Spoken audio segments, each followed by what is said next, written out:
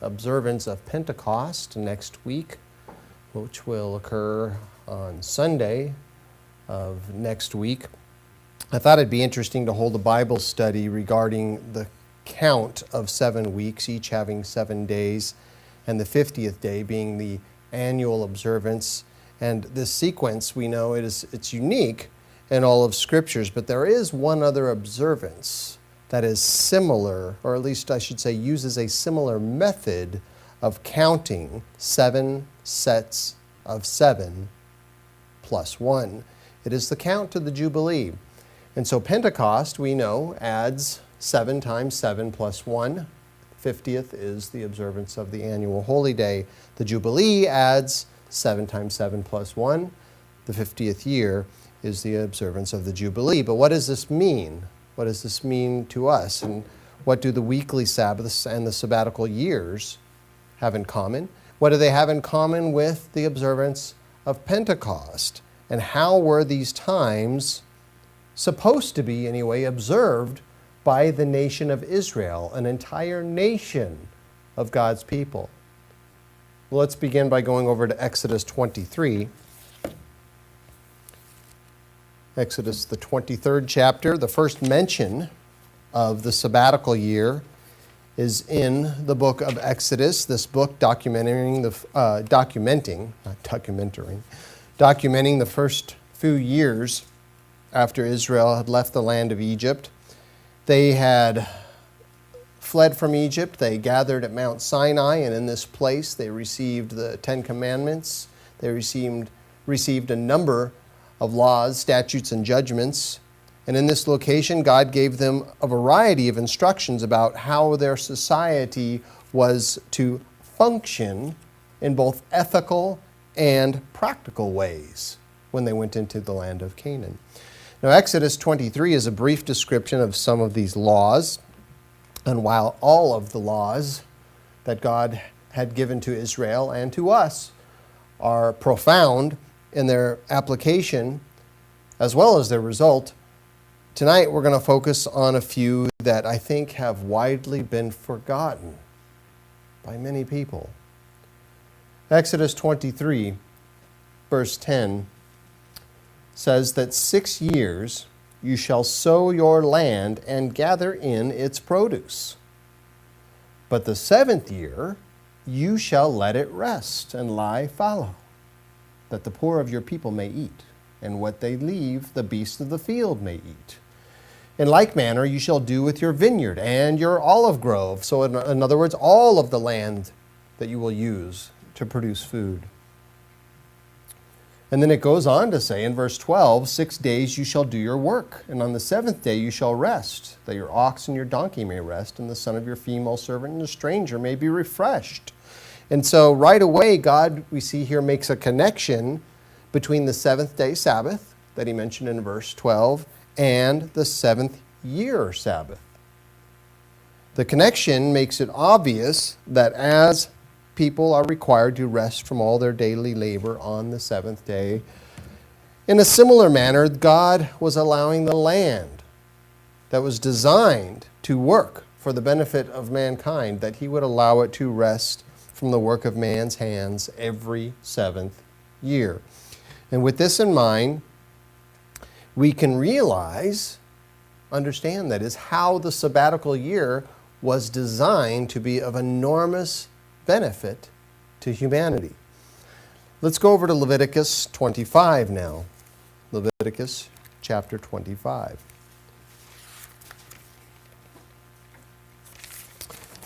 The book of Exodus that we had just read, Exodus 23, verses 10 and 11, indicates that the poor could glean whatever they needed from what grew of itself during that year, during the sabbatical year. And also, it says that animals were allowed to consume what was left, so whatever they needed to eat as well. And this meant that landowners were not allowed to erect fences or barriers, or if they did have them erected, that they were to remove those fences and barriers during the sabbatical year as to not keep people or animals out of the area. And so we see that one purpose of the sabbatical year was to serve the needs of those who might otherwise struggle to have or find adequate portions of food to sustain them. But let's read more about this Sabbath land rest in the book of Leviticus in chapter 25, where the year of rest is given more detail. And we are going to read the first 7 verses here to begin.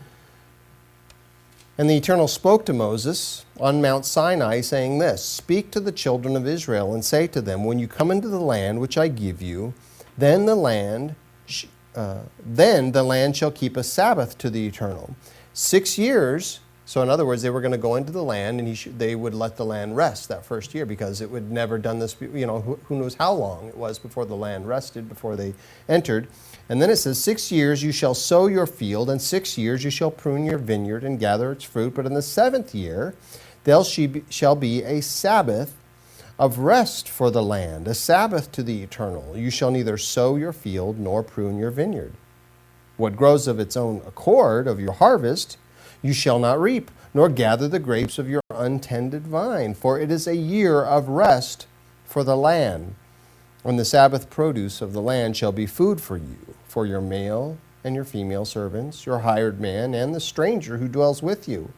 Also for your livestock and the beasts that are in the land, wild animals even. All its produce shall be for food only, in other words. And so this chapter begins to call the 7th year a Sabbath of rest. And this is the same description given to the 7th-day Sabbath. Again, making a connection. And we're going to see this further as we talk about Pentecost later on in the Bible study. And so just as 6 days of each week people are told to do their work, God said 6 years you shall sow your field, you shall prune your vineyard, you shall reap of the land and gather its fruit. But the 7th year, like the 7th-day Sabbath, shall be a time of rest, a Sabbath rest for the land in this case. And it calls it a Sabbath to the Eternal. So during that year, people were not allowed to sow, to prune, or to reap. But this didn't mean that people were not allowed to do any sort of work throughout the 7th year. These are instructions, in fact, that are building on top of the commandments that were already given, the 10 commandments that were given. In other words, the commandments, they always apply. In every situation, they always apply. 6 days you shall work. And so during the 7th sabbatical year, during the 7th year, the sabbatical year, people would continue to work for 6 days of each week. That still applied. But this edict here about the sabbatical year, like all others, it falls under the umbrella of the 10 commandments, just to clear up any possible confusion. Well, what was the purpose, therefore, of this? What was the purpose of not sowing the field, of not pruning the trees, of not gathering, reaping as much as you liked during this 7th year? Well, we already heard that one of the reasons was to provide food for the needy, but gleaning by those in need was something that was to be allowed every year, not just every 7 years. So there must be more to it than simply allowing the poor and the needy to glean food for the year. Well, what I think is probably the most valuable purpose for this Sabbath year of rest for the land is for the sake of the quality of the soil, and therefore for the sake of the quality of the produce that people would consume that was grown in that soil.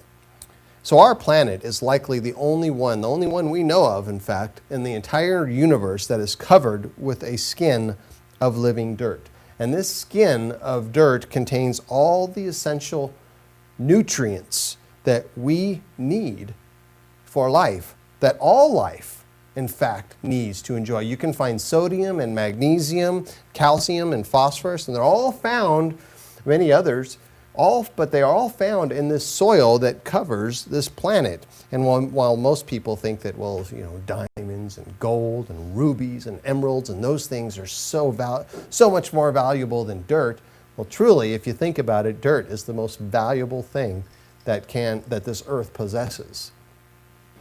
Because without it, we would not be able to live. In fact, one comment I had read or heard in a documentary said that a handful of terrestrial dirt has more organized information than all the soil on every other known planet. Likely all the soil on every planet throughout the universe. Astronauts have gathered samples of lunar soil only to find that it's composed of rock fragments, of monomineralic fragments, of various kinds of glass, and things that are entirely unusable for agriculture, for life. The Mars rover confirmed that although the soil on Mars may contain a few essential minerals, its composition renders it useless to nourish or sustain life. So the dirt we understand on the earth is very, very different. It's special. It's unique, in fact, to the universe. It contains innumerable billions upon billions upon quadrillions and septillions of microorganisms, all that work together to create a harmonious environment for plant, animal, and human life. And we depend on dirt. We depend on it to grow our food, but also to purify things, to filter, and to purify and cleanse various ecosystems of the earth. But, as miraculous as it is, dirt has its limits. It needs to heal itself from time to time. And God designated a time for the soil to heal itself through the damage that is done after years of agriculture, of sowing and reaping and pruning. And so as plants grow, they take from the soil much of what they need to produce healthy fruit. And in order to regain what was lost during this process, year after year, the earth, it needs time to heal.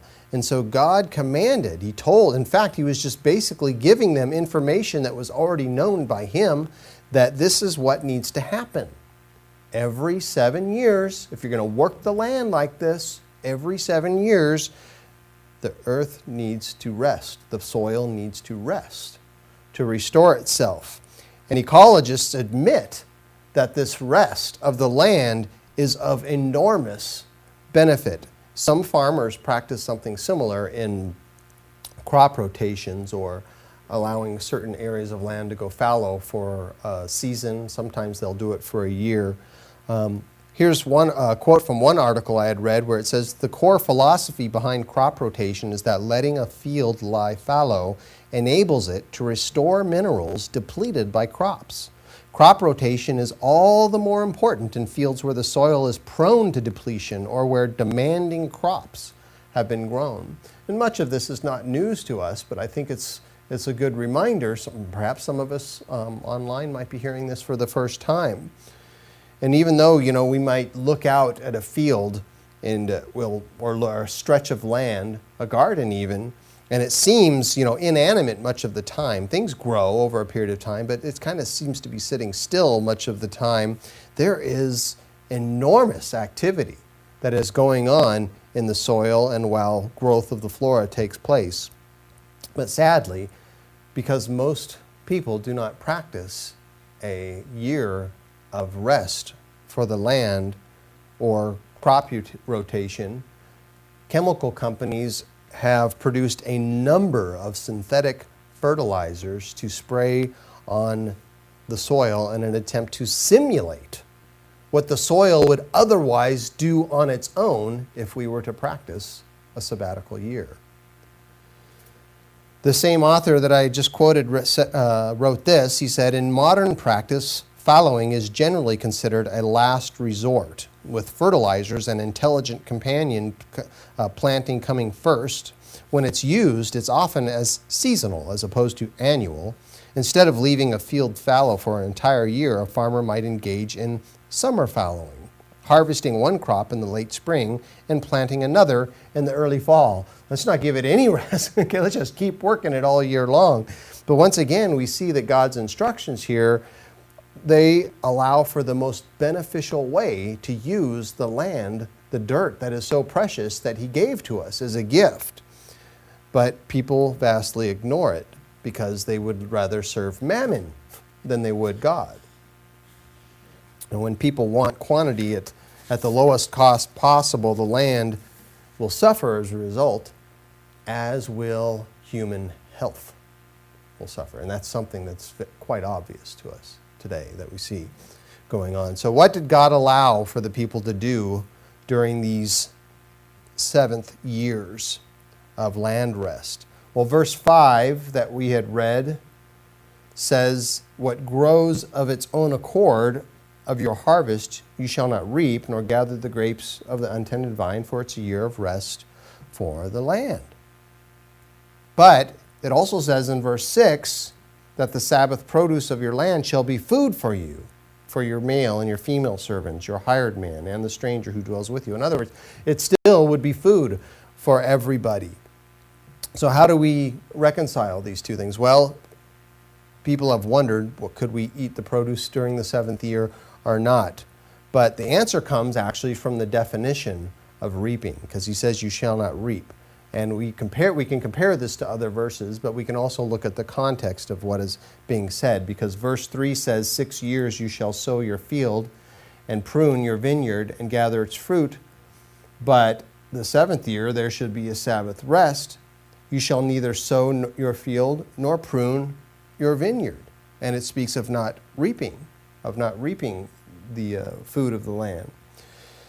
So verse 7 goes on to state that the produce of the 7th year shall be for food. And also, if we compare Exodus 23 and verse 10 that we read when we began this Bible study, it says to allow for the poor to gather and eat.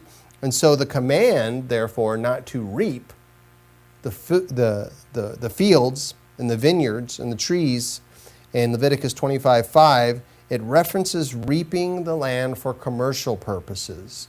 It's speaking of reaping in large quantities, gathering more than you need, trying to lay it up in storehouses or to buy and sell or trade with it. That is the context of what God is saying here. This is something that was not to be done every 7th year, but people were allowed to take what they needed to eat for that year. But they were not allowed, what was not allowed to take place is they were not allowed to strip away everything, to take all of the fruit off of a particular tree or all of the vegetables out of a particular area of land.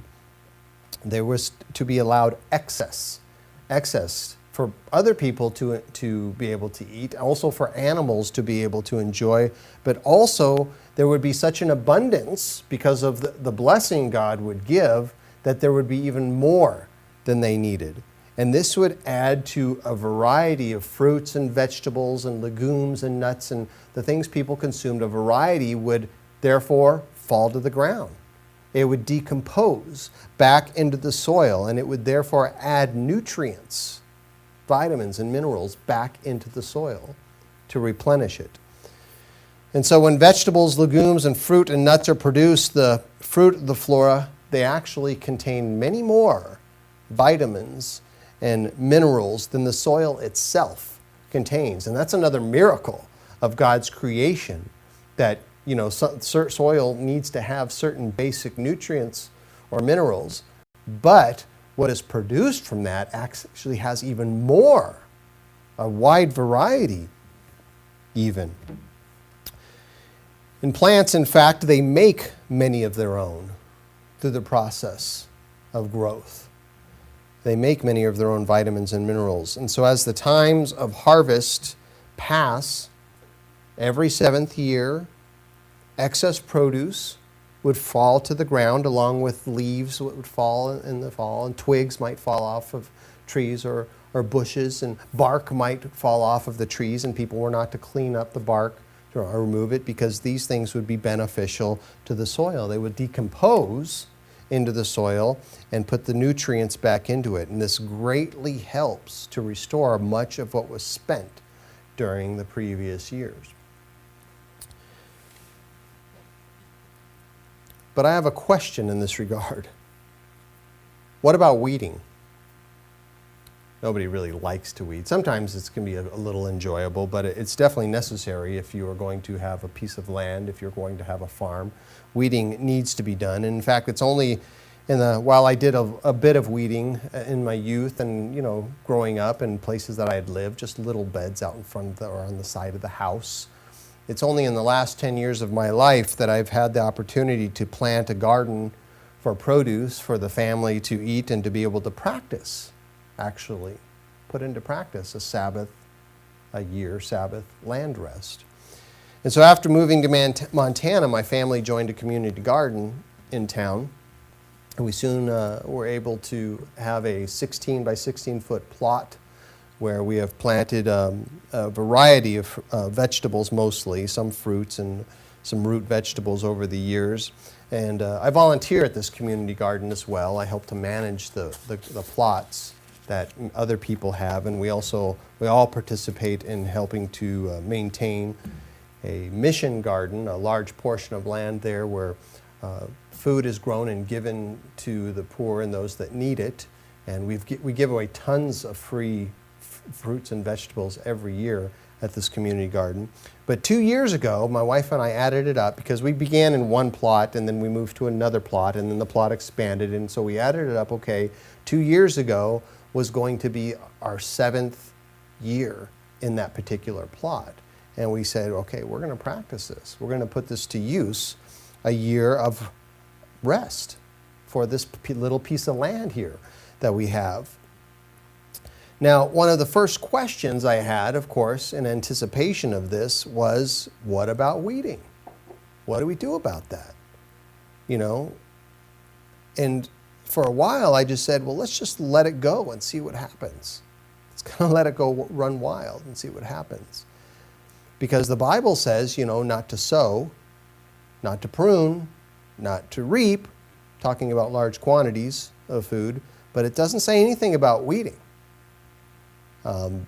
So to those who have been able to manage a small garden or a little piece of, perhaps maybe we worked on a farm in the past, a weed is basically defined as anything you didn't plant there that you don't want to grow. It could actually be a fruit or a vegetable, but to you it's a weed if it's not where you wanted that to grow. If you plant a row of beets, you don't want carrots mixed in or potatoes mixed in, you want just the beets. So if something else comes up, that's considered a weed, regardless of the species.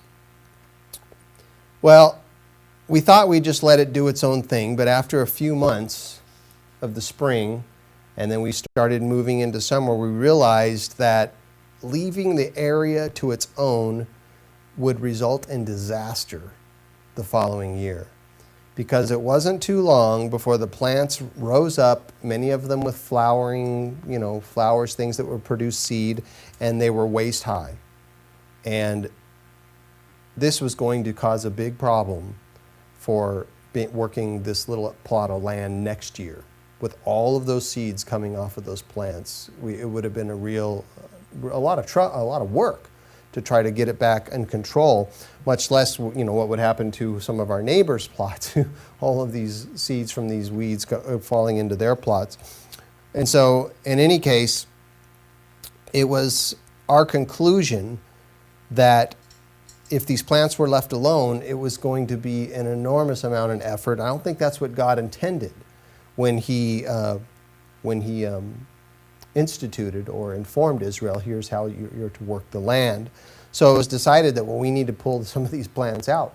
And I started pulling some of them out of the land because otherwise this was going to revert back to untamed wilderness, if you will. I mean, we wouldn't have trees, but boy, some of those plants, there was actually one plot that I do manage the plots there. I watched one plot one year where people did not work it, and it got to the point where it was about chest high, and I finally said, something has to be done. You can't just let this go.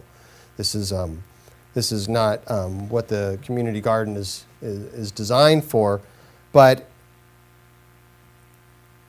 weeding isn't mentioned in the Bible. That's my point.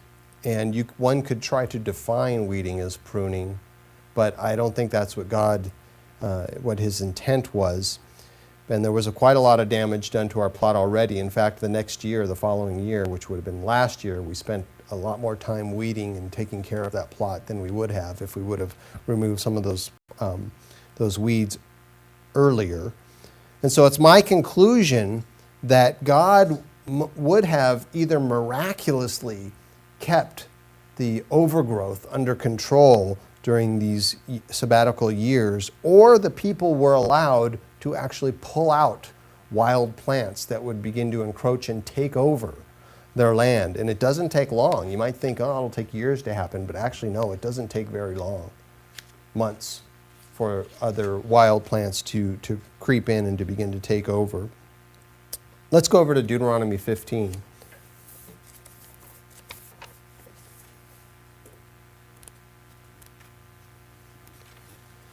Something else to consider regarding the sabbatical year is an ordinance known as the year of release.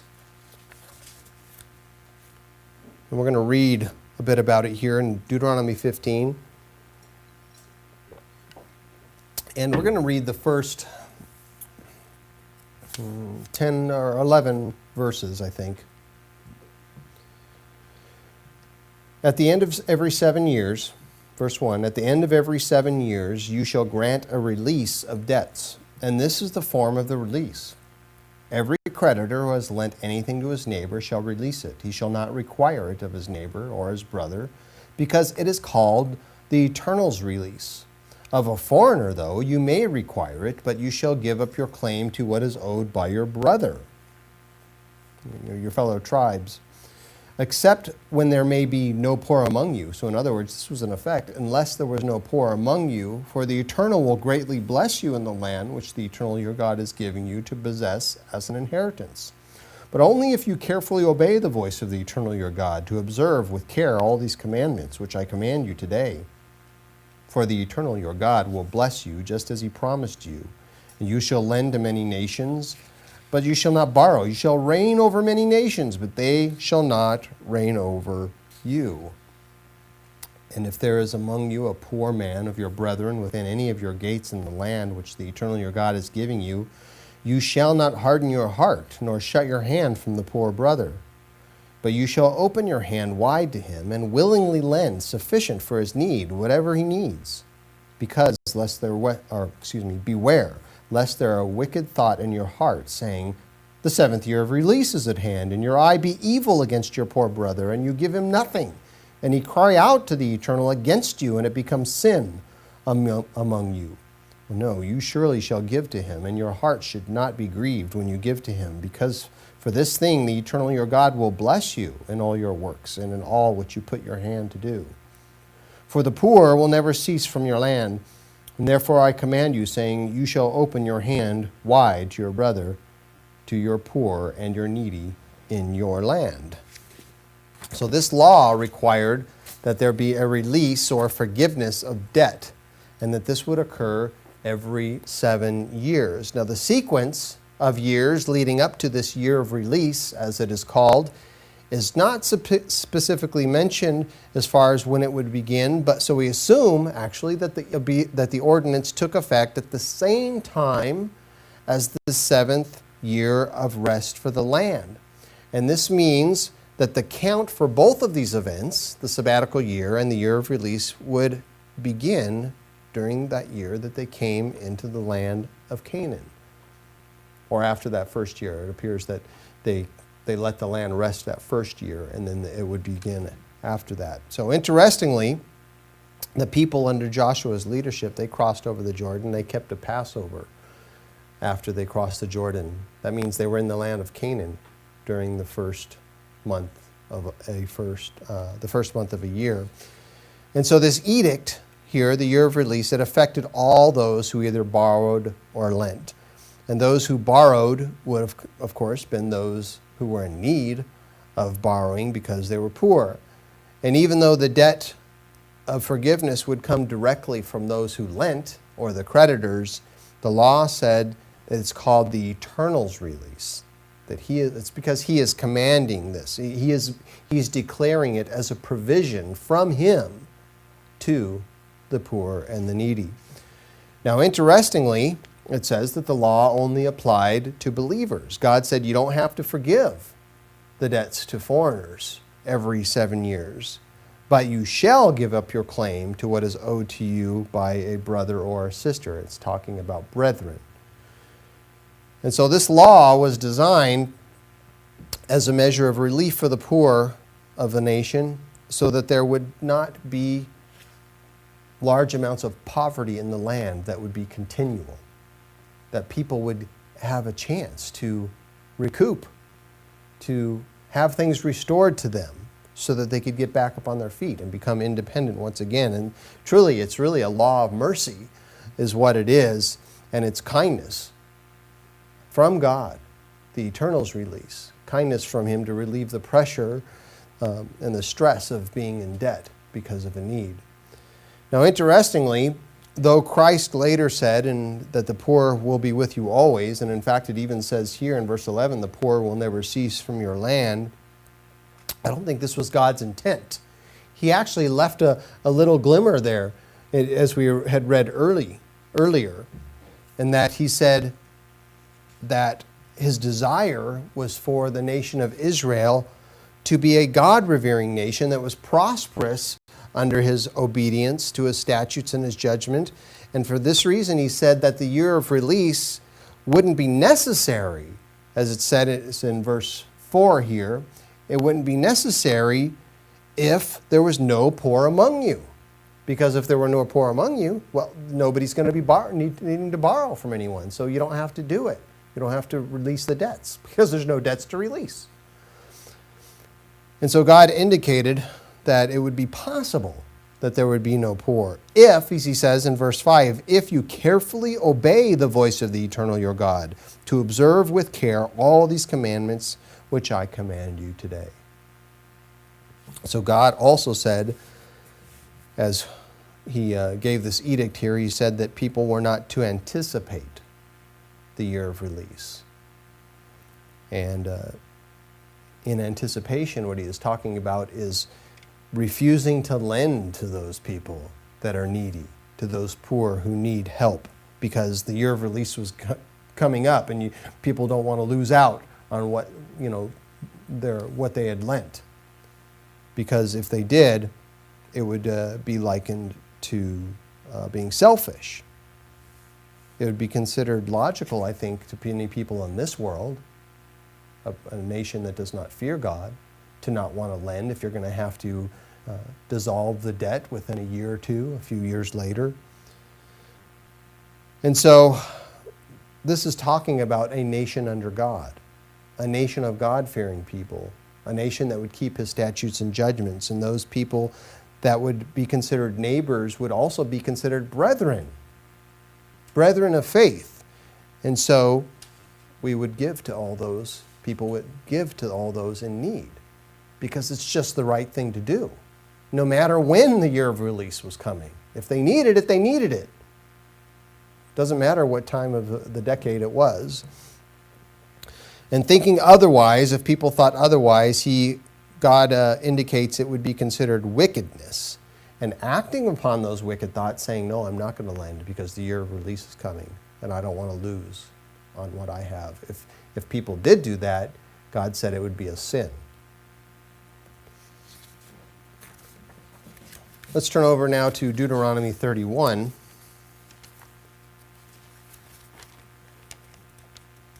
Something else that coincided with the year of release was an extensive reading of the law. And this was to take place during the Feast of Tabernacles. Deuteronomy 31, in verses 9 through 13, it reads, So Moses wrote this law and delivered it to the priests, the sons of Levi, who bore the ark of the covenant of the Eternal, and to the elders of Israel. And Moses commanded them, saying, At the end of every 7 years, at the appointed time, in the year of release, at the Feast of Tabernacles, when all Israel comes to appear before the Eternal your God in the place which He chooses, you shall read this law before all Israel in their hearing.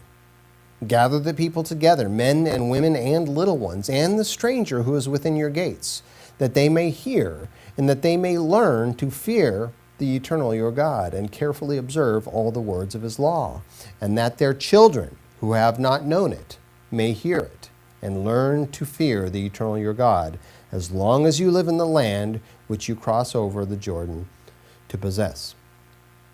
So the law was to be read every 7 years during the year of release at the Feast of Tabernacles, it says, in the place where God chooses. So the reference here is to Jerusalem, specifically the temple area, likely. It could have occurred in synagogues or other areas where God's people were keeping the holy days. And nothing, in fact, says that if there's no temple in Jerusalem, if there is no place where people are gathering, that this law was not to be read. In addition, it's understood that God now chooses to put his name in locations where ordained ministers who serve in Levitical roles, where they are inspired to hold Feast of Tabernacles observances and have church services in these locations. And so the Eternal Church of God has chosen to read the law every 7 years at the Feast of Tabernacles, and the last time we did this was in 2015. So some of us were, I think we were all there. Some of you attending with us this evening online may have been at that Holy Day observance as well. Deuteronomy 15.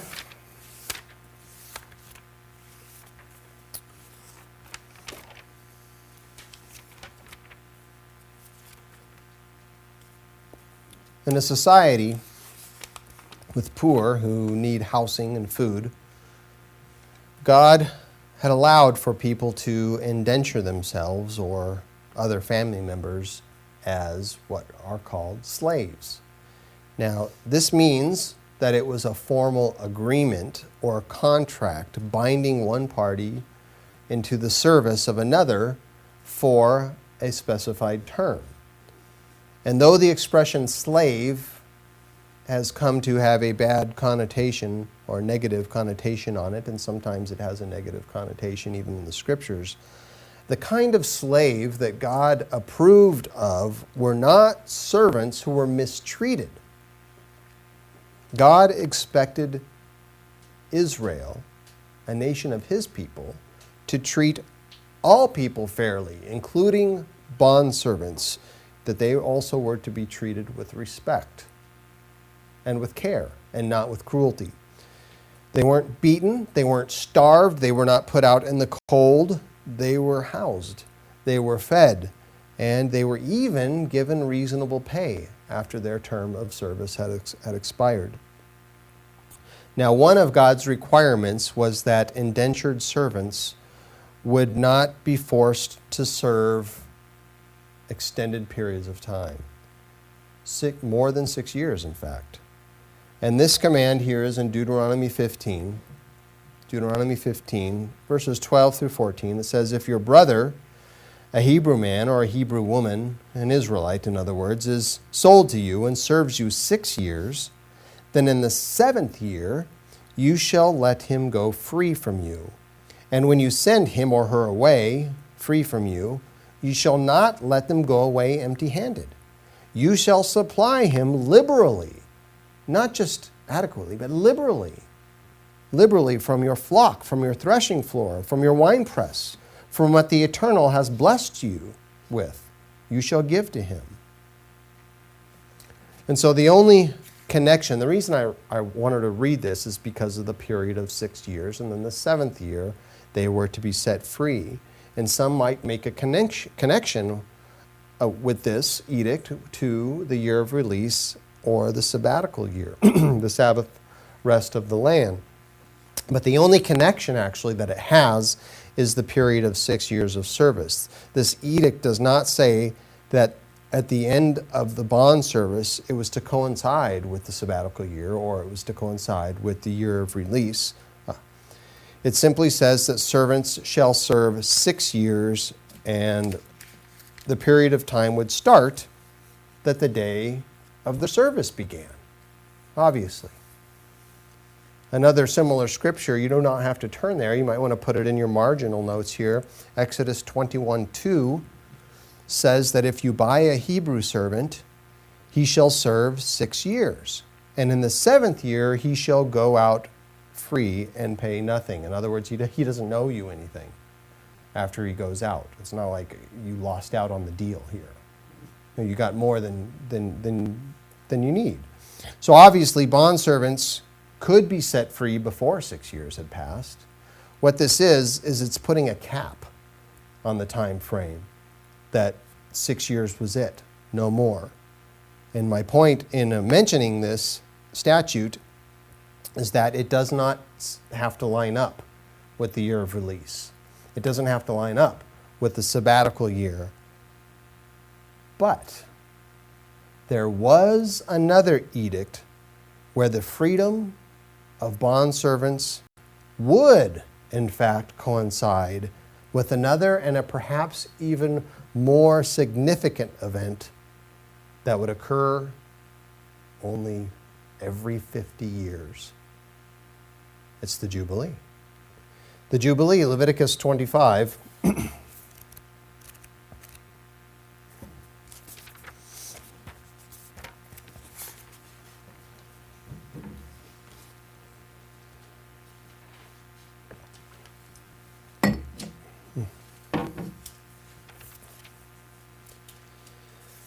This is the final topic of discussion. Well, I shouldn't say final. We're going to talk a bit about Pentecost here as we move forward. But the Jubilee was perhaps, or was to be, a long-awaited observance and something that was greatly anticipated, anxiously anticipated, I should say.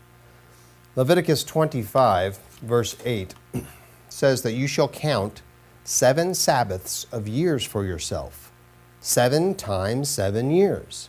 And the time of the 7 Sabbaths of your years shall be to you 49 years. Just in case you're not following here, let's spell it right out. Then you shall cause the trumpet of the Jubilee to sound on the 10th day of the 7th month. On the Day of Atonement you shall make the trumpet to sound throughout all your land. And you shall consecrate the 50th year and proclaim liberty throughout all the land to all its inhabitants. It shall be a jubilee for you, and each of you shall return to his possession, and each of you shall return to his family, setting the bondservants free. Also setting the possessions back to their rightful owners. That 50th year, verse 11, that 50th year shall be a jubilee to you. In it you shall neither sow, nor reap what grows of its own accord, nor gather the grapes of your untended vine. For it is the Jubilee, it shall be holy to you. You shall eat its produce from the field. In this year of the Jubilee, each of you shall return to his possession. So, in other words, this is on top of the sabbatical year, the year of release. So that was observed every 7 years. It doesn't mean, okay, well, the Jubilee's coming, so we're not going to observe the sabbatical year because the Jubilee is going to occur right after that. No, both years were to be observed. And God would provide for people. They would be greatly blessed. People think, well, I can't gather in my storehouses. What's going to happen? Don't worry about it. God's going to take care of it. You do what he says. You follow his statutes, his judgments, his commandments, and you will be taken care of. And so this observance was commanded to be kept every 50 years, and chances are, or would be, I should say, very high, that most people would have only seen one Jubilee year in their lifetime, if at all. The national observance of the Jubilee was not considered a holy day, even though God said to consecrate it. It is not one of the annual holy days. And even though it was to be declared on the Day of Atonement. There is a reason for this, and we'll talk about that in just a moment.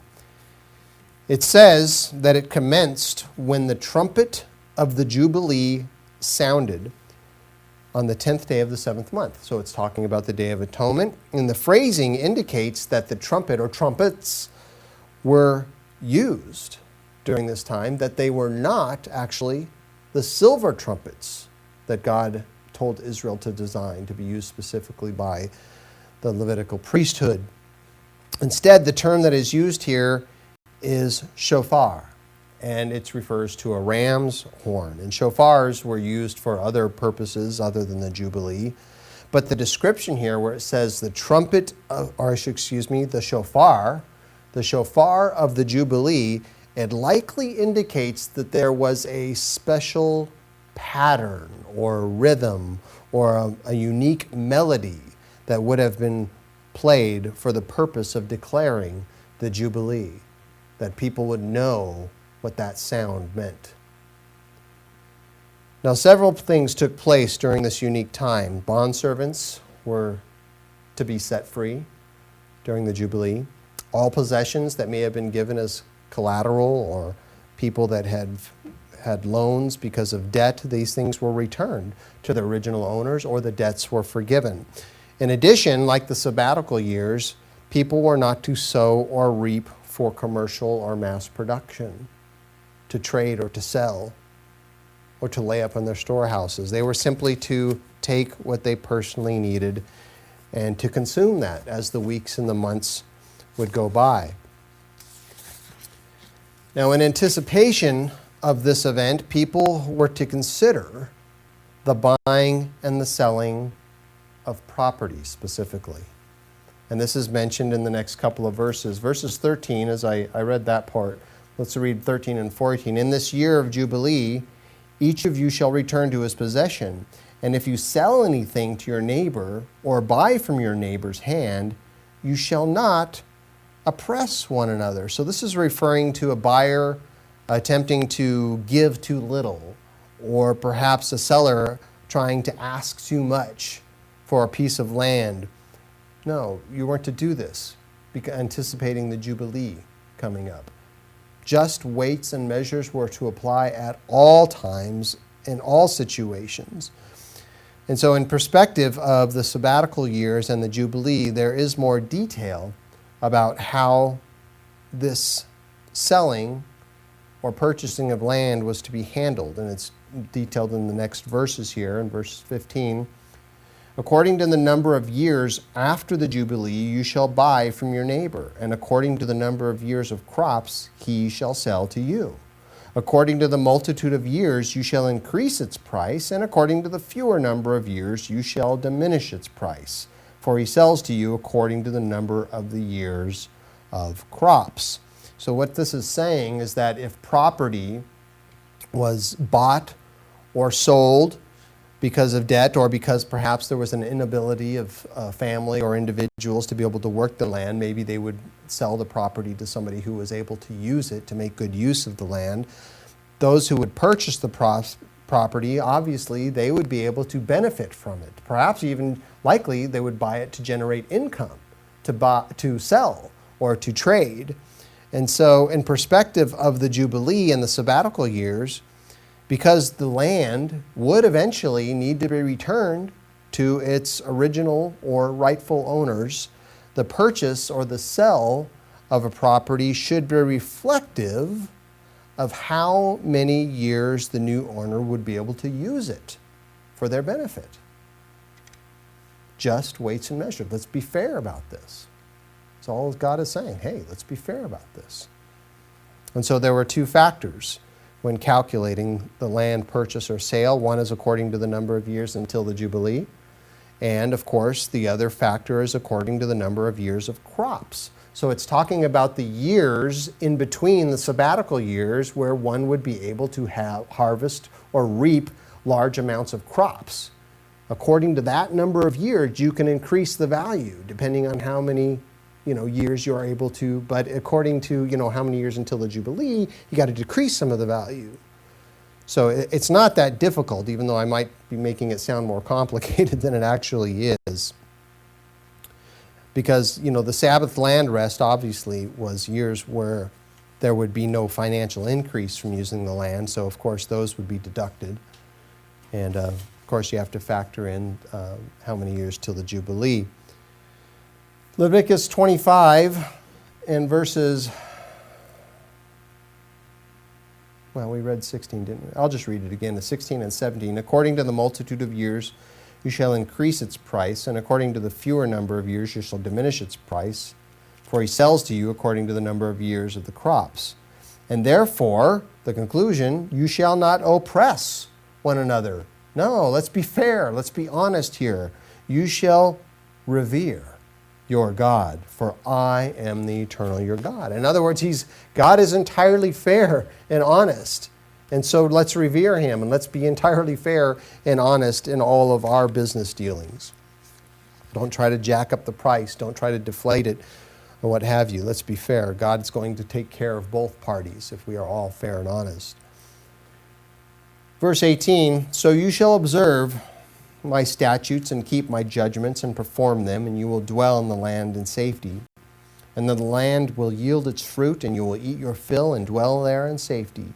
And if you say, what shall we eat in the 7th year, since we shall not sow nor gather in our produce, then I will command my blessing on you in the 6th year, and it will bring forth produce enough for 3 years. And so these are times when you can lay it up in your storehouses. You can keep it for years to come. And he says, hey, there's going to be 2 years if it's a year, sabbatical year, and then a year of Jubilee, the 50th. That next year, well, you're going to have to wait a period of time before the land produces, because you got to wait for the spring to come, and things will start to come. So in other words, he's saying, I'm going to take care of you through all those periods of time. And it'll be enough for 3 years, so 3 years worth. You shall not sow, verse 22, and you shall sow in the 8th year and eat old produce until the 9th year, until its produce comes in, you shall eat of the old harvest. Now, most farmers would not see the logic in all of this, because the carnal mind, it can't equate to less work equaling more results. That just doesn't make any sense to most people. But God relates that when we keep his statutes, when we keep his judgments, when we keep his commandments, the land will yield its fruit, and we will eat our fill and have all that we need every year. And he says, we'll dwell in safety. You don't have to worry about it. Be anxious for nothing. Now, some wonder whether or not these laws of the Jubilee, the year of release, and the land rest are required today. Well, I would have to say yes, but few to none keep them. And of course, we do live in a society where we cannot observe the Jubilee in its full capacity. The Jubilee was a national law. It was given to an entire nation of people and a society who would obey God's commandments, his statutes and judgments, keep his judgments. And nobody in the entire world lives in such a nation today. Thus, banks do not observe a year of release, and creditors do not honor a year of Jubilee. But we can do some of these things, can't we? Nonetheless, if we have land, if we lend to those people in need or need to borrow from others, I think we should apply these principles of the year of release, of the sabbatical year and the Jubilee. We can allow the land to rest from its labor. We can restore property to its original owners. We can dissolve a debt that somebody might have to us. And so to summarize what we've covered so far, the sabbatical year was a required rest of the land. The year of release was forgiveness of debts, and they both occurred every 7 years at the same time, likely. Those who were indentured as servants to others would serve a maximum of 6 years, and the termination of the required service was not bound to the sabbatical year of the year of release. But people being set free from bond service doesn't mean that they had to serve a maximum, they had to serve 6 years. It's just that's the maximum. In fact, there's an inclusion, I won't go there, but we probably recall the ability for people, if they wanted to remain a servant, like they loved their master, their life was good, they enjoyed it, that they could become an impermanent indentured servant, and they were to pierce their ear and to wear an earring or a stud, something in their ear indicating that they were permanently a servant of their master or of the household. But the Jubilee was a special occasion, an extra special occasion, if you will, where the Sabbath land rest, all debts were forgiven, and those bound to service were set free, regardless of when their years of service began, that they would be set free during the Jubilee. Property sold or obtained would go back to the rightful owner during those times. And all of these restorations mentioned previously, all of them would occur on the Jubilee. And the reason that all of these applied to the Jubilee was because the 50th year was designed to be an important component of Israel's economic system. It ensured that there would be no monopolies on products or on land or in industry, that personal empires could not be built up, and that people would consistently reign over others, and people would need to be indentured to others or be in debt for life. The wealth that only a few relative people we see in this world are able to enjoy today, this kind of wealth would be redirected, if you will, restored to those people who had to borrow so that those others could get wealthy. Sadly, Israel did not experience the benefits of the Jubilee for several reasons. And the first and foremost is because they did not have continual obedience to God. There were years of faithfulness that the people of Israel had, but those years were superseded, if you will, by decades of iniquity. In fact, we have no evidence that the house of Israel or the house of Judah ever kept the Jubilee as God had instructed. There is nothing in the Bible indicating that they actually observed the Jubilee as commanded. There is nothing in any other historical writings by the Jews or any other people indicating that Israel or Judah ever observed the Jubilee. And so the question is, did God give this edict in vain? Was he just talking to hear himself talk? Will mankind ever experience the benefits of a sabbatical land rest, of a year of release, and of the Jubilee? Well, the good news is yes. Yes, we will. People will experience these things. This world will observe all of the commandments and the statutes and the judgments of God that we have discussed this evening. And my educated guess about this is that the Jubilee will occur or begin the year that Christ returns. Let's go to Leviticus 23, just over a few chapters here. Leviticus 23. The scriptures use several descriptive titles for a holy day that we are going to observe just 1 week from today. It is called the Feast of Weeks, the Feast of Harvest, the Day of First Fruits, and Pentecost. Now, interestingly, that holy day, as I had stated at the beginning of this Bible study, it uses the same method of counting to its observance as does the count to the Jubilee. Leviticus 23, verses 15 and 16 says, "You shall count for yourselves from the day after the Sabbath, from the day that you brought the sheaf of the wave offering, 7 Sabbaths shall be completed.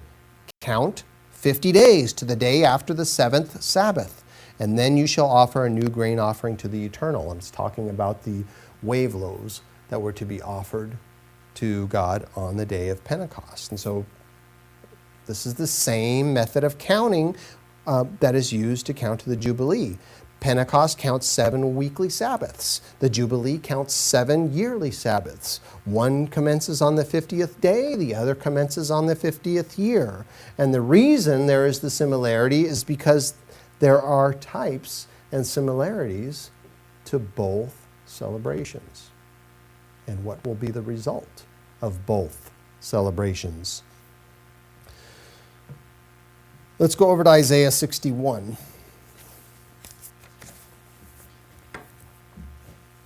The instructions for the Jubilee that we had read just a bit ago were given just a few pages, few chapters after the holy days, indicating that they were declared by God at the same time. And just as there are prophetic types, symbolism in all of the holy days, so it is with the observance of the Jubilee. The symbolism portrays what will occur when Christ returns. Faithful people from all ages will be released from the bondage of the grave as they rise from the dead and meet Christ in the air. Some who are alive will be changed from the bondage of flesh.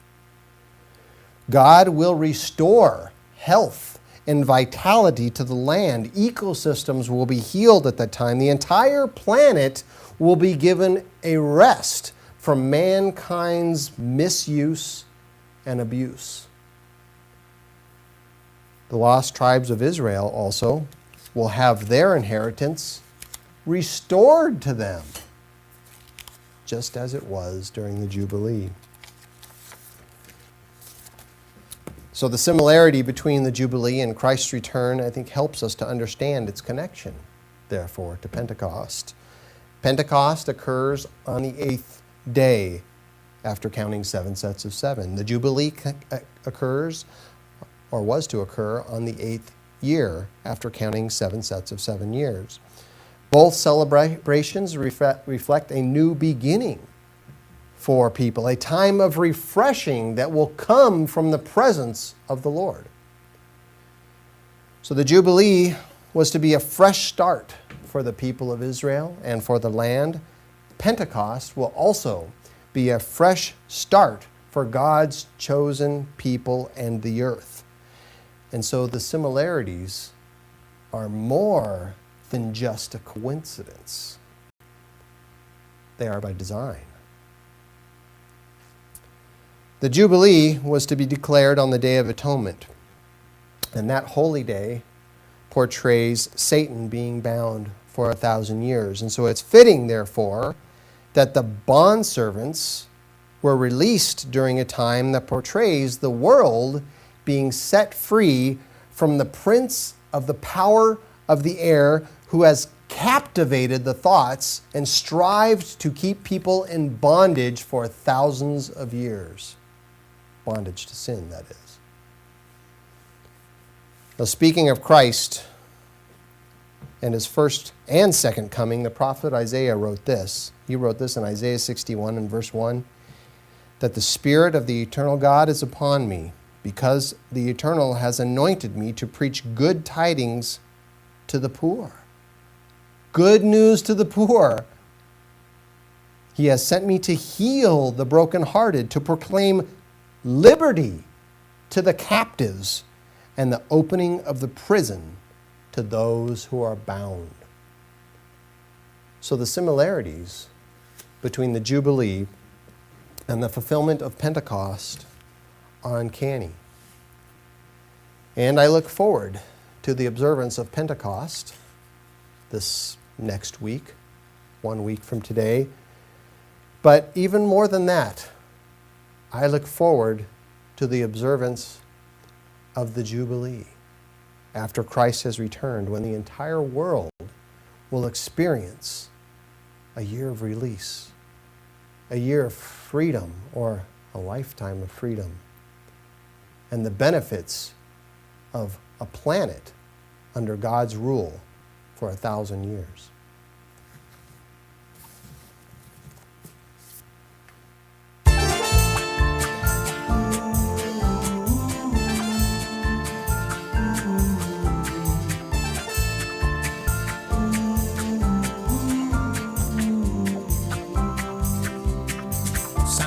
Trumpet everywhere, all throughout the land. Follow my decree.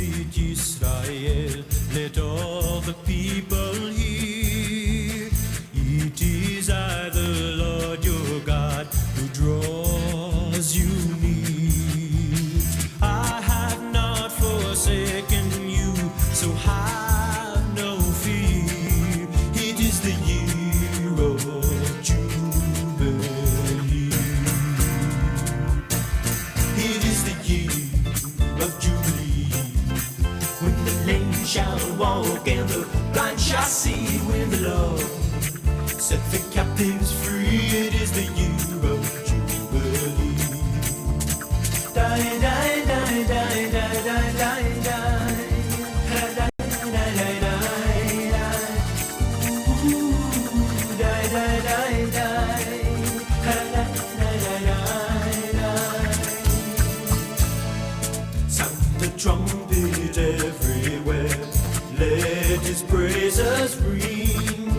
Yeshua has redeemed mankind. Salvation he brings. For by his precious sacrifice are we here standing free. It is the year of Jubilee. It is the year of Jubilee. When the lame shall walk and the blind shall see with love.